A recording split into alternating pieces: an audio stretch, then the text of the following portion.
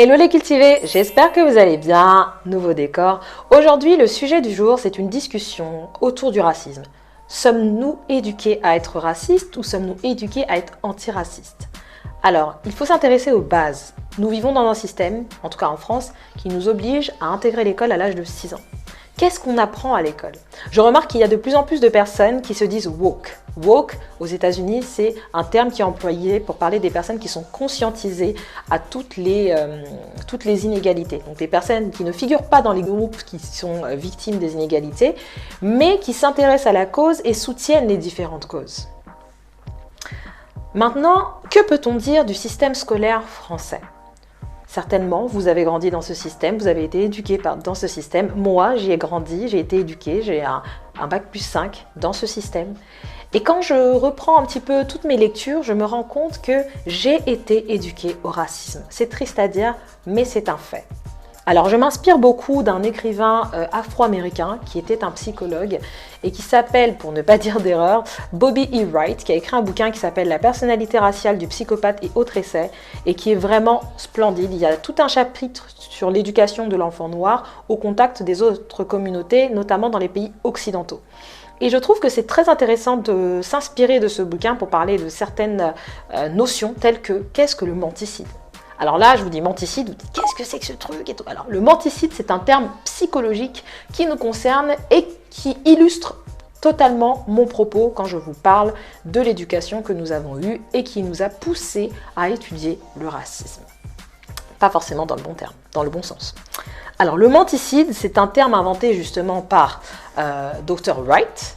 Selon lui, donc, c'est le lavage de cerveau scientifiquement orchestré afin de faire perdre à un groupe donné ses propres repères et l'innihiler. Alors, en d'autres termes un peu plus français, ce serait la destruction préméditée et systématique de l'esprit d'une personne ou d'un groupe. Peut-être que là, ça vous parle un peu mieux. Quand on va à l'école de la République, nous avons exactement le même programme. Que vous soyez, peu importe votre ethnicité, vos origines et compagnie, nous avons exactement le même programme. Ce qui veut dire que dans ce système, les enfants issus non pas des minorités, mais issus des peuples dominants, ont un système en fait qui leur permet d'apprendre qu'ils sont plus puissants que les autres. De toute façon, je vous avais mis un extrait qui disait qu'il faut absolument que dans l'histoire, tout soit renforcé pour montrer le peuple français comme étant un peuple dominant qui justement était vainqueur. D'accord? Donc l'enfant blanc qui va à l'école, je prends l'enfant blanc lambda, français, qui part à l'école, il a cette image de la France conquérante. Quand on parle des nouvelles découvertes, c'est son peuple. Quand on parle de toute l'évolution, en fait, c'est toujours son peuple. Donc, il apprend à être dominant, tandis que l'enfant issu de la communauté noire, pour ne prendre que cet exemple, puisque c'est ce que je représente sur cette page, il apprend à être obéissant. Parce que l'enfant issu de la communauté noire, lorsqu'il apprend l'histoire de la France, il apprend que son peuple a été asservi avec l'esclavage, asservi avec la colonisation et asservi aujourd'hui à cause du racisme systémique et des différentes inégalités auxquelles nous devons faire face. Donc cet enfant apprend à être obéissant. Il y a aussi ce que j'appellerais, enfin ce que l'auteur appelle le dressage. C'est-à-dire que l'enfant noir va être dressé. Un exemple tout simple. Quand vous apprenez la biographie ou l'histoire de grands personnages français tels que Napoléon, par exemple. Lui, c'est le meilleur des exemples, je pense.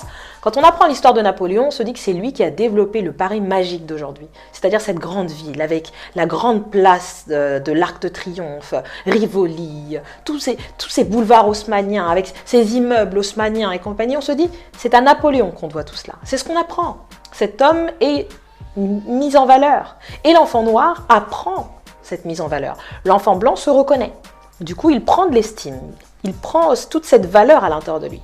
Tandis que l'enfant noir, ce qu'il ne sait pas à cause du menticide et du lavage de cerveau, c'est que ce même Napoléon, selon son point de vue normalement, était celui aussi qui a rétabli l'esclavage. Celui qui avait très peu de considération envers lui. Mais on le dresse à apprécier ce personnage qui finalement était un bourreau. Et je pourrais en citer plein d'autres. Vous avez vu mes minutes dorées, vous avez vu tous les personnages que je vous ai présentés, et il y en a encore plein d'autres que je n'ai pas présentés encore, tels que Victor Hugo, Charles de Gaulle, etc.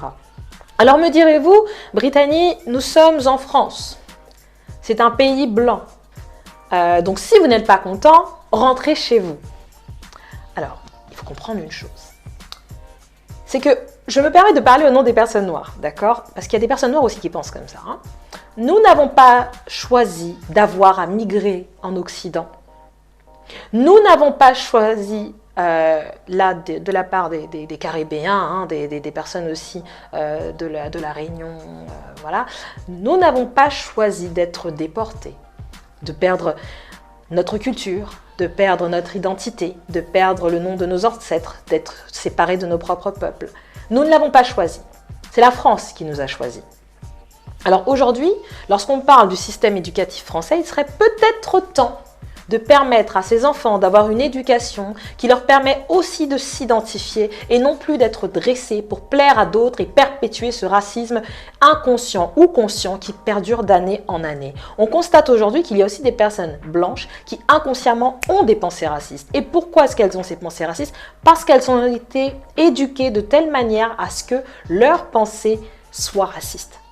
Parce que quand on leur montre les noirs à l'école, parce qu'elles aussi, elles ont un autre point de vue, quand on leur montre les noirs à l'école, c'est très souvent du négatif, avec des images telles que Médecins sans frontières pour le 21e siècle, ou les jeunes qui brûlent des voitures dans le 93, ou pour l'époque d'antan, l'esclavage, la colonisation et ces corps meurtris qu'on a l'habitude de nous montrer à la télévision, comme si nous n'étions que des bêtes de somme. Alors je pense qu'il est très important aujourd'hui, si l'éducation nationale ne veut pas faire le travail de révéler toutes les versions de l'histoire et tous les points de vue de l'histoire, puisque si vous voulez pour les peuples africains on devrait peut-être ce terme, et pour les peuples caribéens il est important qu'ils aient cette histoire, mais que ce ne soit pas uniquement sur leur territoire, mais sur le territoire national, puisqu'ils sont français au même titre que tous les autres. Donc, si on ne veut pas changer les versions de toutes ces histoires, alors dans ces cas-là, je pense qu'il faudrait autoriser les écoles afro-culturelles, c'est-à-dire les écoles, peut-être des programmes extrascolaires, où les personnes afro pourraient avoir accès à leur histoire. Et ça, je trouve bien dommage qu'aujourd'hui, on voit ça comme quelque chose de négatif, c'est du communautarisme, c'est blablabla. Non, c'est une reconstruction identitaire, puisque nous avons eu un lavage extrêmement violent de cerveau, qui mérite aujourd'hui d'être totalement abandonné par l'éducation, notre éducation. Voilà, je ne sais pas ce que vous en pensez, je vous invite à mettre en commentaire ce que vous en pensez. Et puis, si ça vous a plu cette discussion, on fera plein d'autres. Prenez soin de vous la famille, likez, abonnez-vous, participez au PayPal, ça donne toujours de la force. Et voilà, ça coûte rien de donner 1 euro, 2 euros, 10 euros, 20 euros, 50, 100, 200, tout ce que vous voulez, je prends.